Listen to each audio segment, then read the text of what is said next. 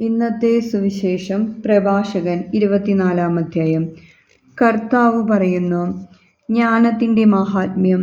ജ്ഞാനത്തിൻ്റെ വാക്കുകൾ അവൾക്കുതന്നെ പുകഴ്ചയാണ്. തൻ്റെ ജനത്തിൻ്റെ മധ്യത്തിൽ അവൾ മഹത്വമാർജിക്കുന്നു. അത്യുന്നതൻ്റെ സഭയിൽ അവൾ വാ തുറക്കുന്നു. അവിടുത്തെ സൈന്യത്തിൻ്റെ മുമ്പാകെ അവൾ പ്രഘോഷിക്കുന്നു. അത്യുന്നതൻ്റെ നാവിൽ നിന്ന് പുറപ്പെട്ട മൂടൽ മഞ്ഞുപോലെ ഞാൻ ഭൂമിയെ ആവരണം ചെയ്തു. ഉന്നതങ്ങളിൽ ഞാൻ വസിച്ചു.